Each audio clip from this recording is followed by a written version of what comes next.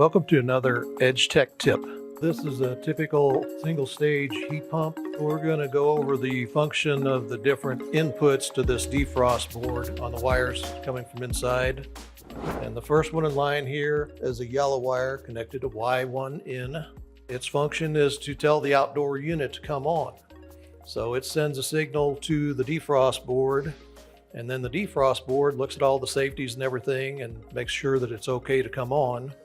And then once it sends that signal, it also turns on the contactor coil.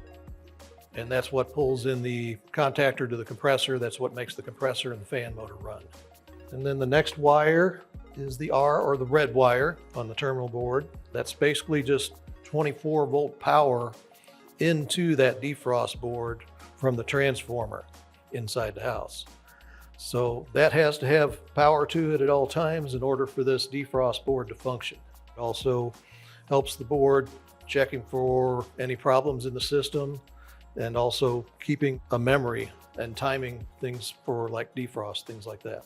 The next one is O. That's going to be your reversing valve. So that has to receive voltage from the thermostat as well, depending on which mode you're in. If you're in the cooling mode and that thermostat calls for everything else to come on, then that reversing valve is going to be powered, and it's going to operate in the cooling mode as long as that reversing valve is powered.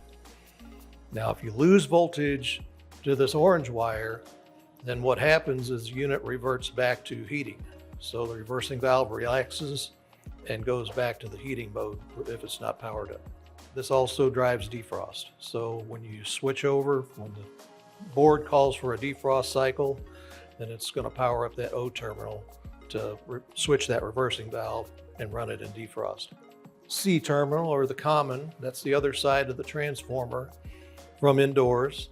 So in order for the board to function, like I said earlier, it has to have 24 volts at all times so that it knows what to do. So that's going to be your other side of the transformer from inside. Now, there's other terminals on this defrost board. A couple of them down here. Here's a W2 in, which would not be used on our MH equipment. We do use this board for other applications, so it may be a point where you would need that terminal. There's also a Y2 in terminal on this board, which, since we're using this in a single stage application, you don't need that extra wire down there, that signal from Y2. We use this board for single stage and two stage heat pumps, so that does have an application in other modes. The last one here on the board, it actually doesn't originate here. These are basically just terminal strips, but there's another one on the other side of this divider. And this one gets overlooked, so I'd like to bring it up.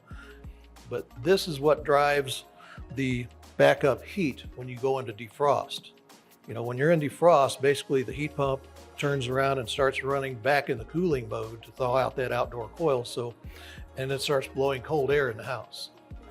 So to offset that, we send a signal back to whatever backup heat you have inside the house, whether it be electric strips or gas heat, to temper that air.